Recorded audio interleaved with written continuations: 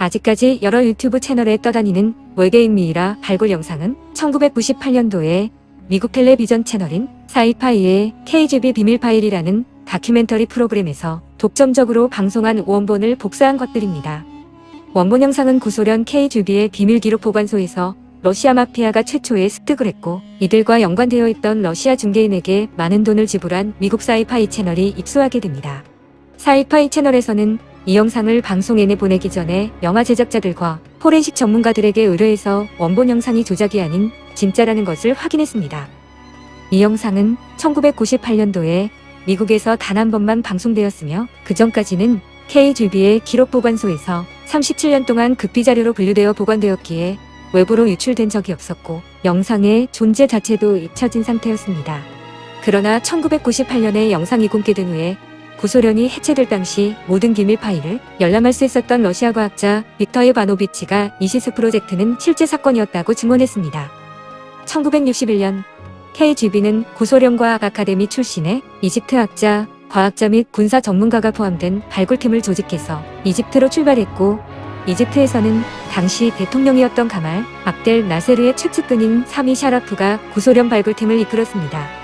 비판가들은 영상 속에 보이는 미이라가 외계인이라는 것을 강력하게 부인하고 있으며, 그동안 발굴된 수없이 많은 이집트 미이라 중 특이한 한 개일 뿐이라고 주장하고 있습니다만, 일반적인 이집트 미이라를 발굴하기 위해 구소련 당국이 직접 이집트까지 갈 일은 없었습니다.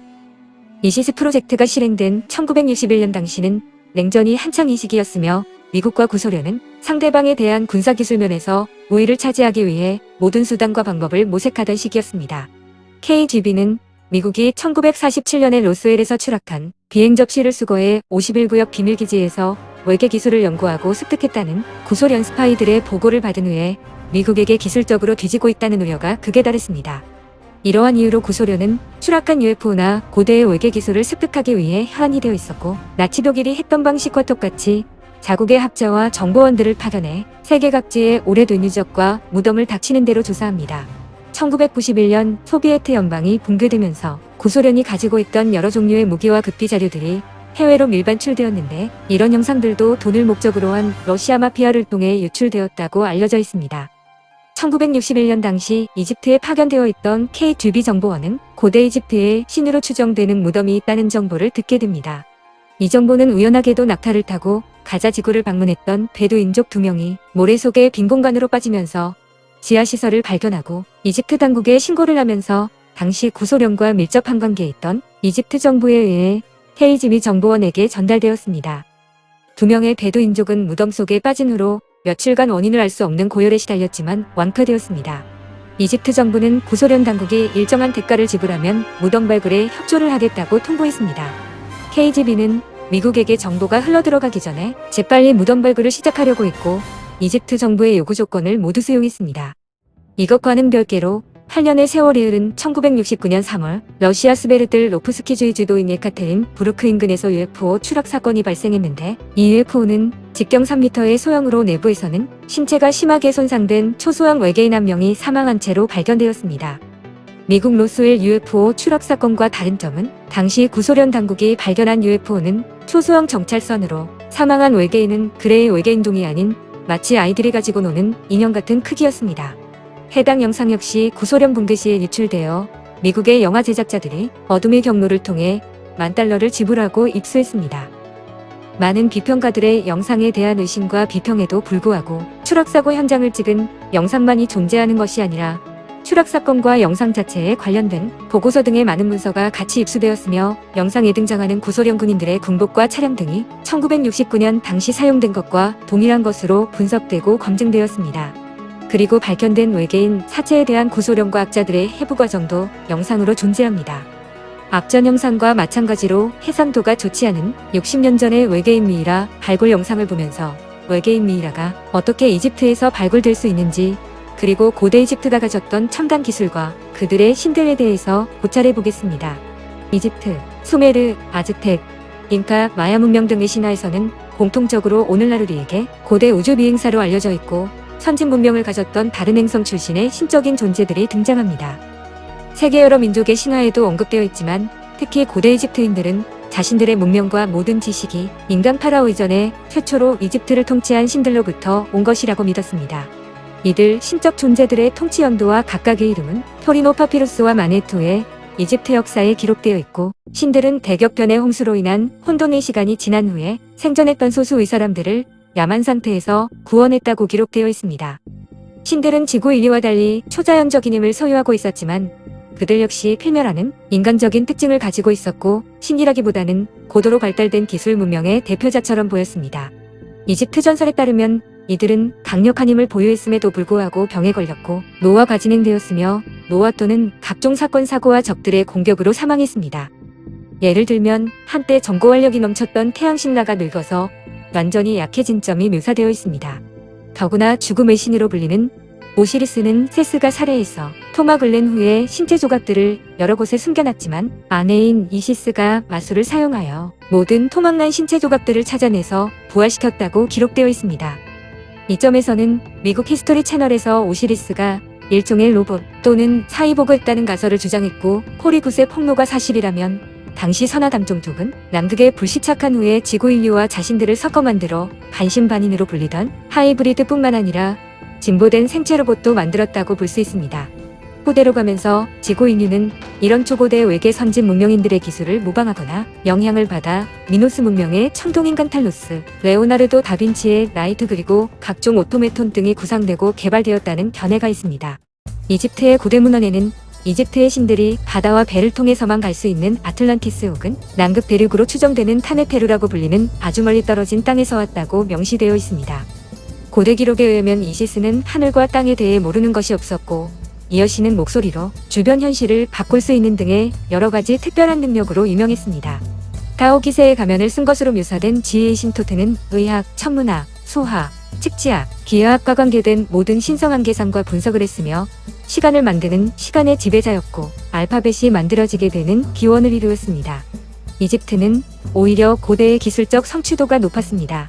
당시에 만들어진 여러 건물의 하중 지지 구조는 200톤이 넘는 거대한 단일 석재이며 수백 개의 이런 단일 석재 블록으로 이루어져 있습니다. 고대 이집트의 돌을 자르고 가공하는 기술은 현대의 기술로도 따라할 수 없을 정도로 정교하고 불가사의합니다. 허강함과 현무암의 엄청난 절단 속도는 아직까지 우리에게 알려지지 않은 당시의 첨단 기계가 남긴 흔적에 의해 알려지게 되었습니다. 또 다른 기록은 태양신라가 자신의 개인적 물건을 담은 황금상자에 대해 언급하고 있습니다. 뭔가 강력해 보였고 신비했던 이 황금상자는 라가 승천한 후 이집트의 동쪽 국경에 있는 요새에 여러 해 동안 숨겨져 있었습니다. 지구의 신 게부가 왕권을 잡게 되자 금단의 물건인 황금상자를 가져와 설라고 부하들에게 명령했고, 열려진 상자에서는 신성한 뱀의 호흡이라고 불리는 불꽃이 터져나와 상자 주변의 모든 사람들을 죽이고 게부 자신도 치명상을 입었습니다. 이것은 태양신라의 황금상자가 모종의 자체 보호 기능이 장착된 외계인의 첨단 기기였다는 증거입니다.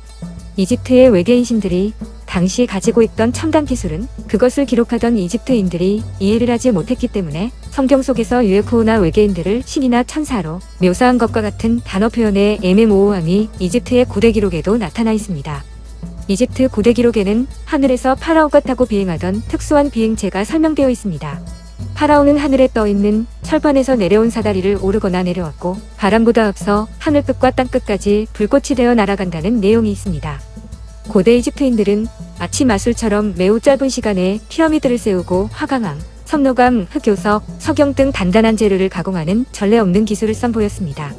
이런 기적적인 석재 가공 기술은 당시 흔하게 사용되던 석기와 고리 재질의 연장과 도구로 이룬 것이 아니며 대체 어떤 첨단 도구나 장비가 사용됐는지 알 수 없습니다. 이들의 기술은 후대로 가면서 빠르고 불가사의하게 사라졌습니다.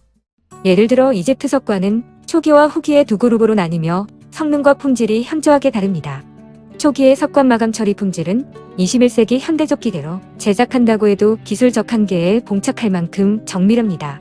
이집트 박물관에 있는 제사왕조 시대의 파라오 카프레의 조각상은 검은 석로감 한 개로 이루어졌으며 표면 마감은 마치 거울처럼 연마되어 있는데, 우리에게 알려진 당시 이집트인들의 연장과 도구로는 가장 단단한 암석 중 하나인 석로감으로 된 조각상을 만들 수 없었습니다. 그러나 이 조각상도 룩소르 맞은편 나일강 서쪽 제방에 위치한 mem논의 거상에 비하면 아무것도 아닙니다. 두 개의 거상은 강력한 경도를 가진 규암으로 만들어졌을 뿐만 아니라 높이가 18m에 달하고 각 조각상의 무게가 750톤에 달합니다. 이것들은 500톤 무게의 규암 받침대 위에 놓여 있습니다. 여기서 의문점은 도대체 어떤 운송수단으로 이런 엄청난 무게의 거상들을 그 자리에 세울 수 있었는가입니다. 그러나 람세스 2세를 기리는 신전인 라메세움의 한쪽에 쓰러져 있는 거대한 조각상의 잔해와 비교하면 멤논의 거상도 존재가 미미합니다. 한 개의 화강암 덩어리로 만들어진 이것은 높이 19m의 무게가 약 1000톤에 달합니다. 한때 동상이 서 있던 받침대의 무게는 약 750톤이었습니다. 멤논이 거상 뒤에 있는 기념 사원 유적은 거상들이 세워진 후 나중에 만들어졌고 도리 재질과 가공 기술이 다릅니다. 마찬가지로 라메세움 그 자체는 화강암으로 만들어진 거대 조각상과는 다르게 석회암으로 만들어졌으며 석재 가공 기술에서 높은 수준이 관찰되지 않는 극히 일반적인 수준입니다. 거대 조각상이 있던 자리에 라메세움이 나중에 건설된 것입니다. 고대 이집트의 조각상과 관련된 또 다른 미스테리가 있습니다. 일반적으로 석회암이나 목재로 만든 인물 조각상에 삽입된 수정으로 만든 눈은 너무나도 정밀해서 현대의 연삭기계를 사용했다는 생각이 자연스럽게 떠오르게 만듭니다. 특히 목재로 만든 파라오의 눈은 살아있는 사람의 눈처럼 조명의 각도에 따라 파란색이나 회색으로 보이며 실제 눈이 가진 망막의 모세관 구조를 그대로 모방했습니다. 버클리 대학의 제. 에녹 교수의 연구 결과에 의하면 이집트 조각상들의 박힌 눈들은 실제 눈의 모양 그리고 광학적 특성에 놀라울 정도로 유사합니다. 확실한 검증을 위해서는 더욱 많은 증거 자료들이 요구되지만 일단 이런 모든 점을 고려해보면 지구토종이 아닌 외계종족이나 외계종족의 하이브리드들이 초기 이집트 문명을 이룬 후에 자신들의 후계자로 인간 파라오 왕조를 만들었다는 가설은 신빙성이 있습니다. 고대 그리스 역사가 디오도로스 시켈로스는 인간 파라오들이 이집트를 통치한 기간이 5000년도 채 되지 않았다는 당시의 이집트 사제들의 말을 수용하면서 이집트 왕국은 18,000년이라는 오랜 기간 동안 신들의 통치가 선행되었다고 밝혔습니다. 고대 이집트의 사제이자 역사가인 마네토 역시 신과 반신반인의 왕조에 의해 이집트의 역사가 시작되었다는 점을 강조했습니다. 종교광 신자들이 넘쳐나는 21세기 현대를 살고 있는 우리는 고대 그리스 시대의 철학자, 정치가 겸 작가였던 플루타르코스의 다음과 같은 말을 주의 깊게 새겨들어야 합니다. 신성모독은 신의 존재를 부정하는 사람이 아니라 신을 미신처럼 인정하는 사람이다. 결론적으로 1961년 이집트의 외계인 미이라 발굴 영상은 실제 사건을 촬영했다고 여겨지며 이것을 믿는 것은 각자의 선택입니다.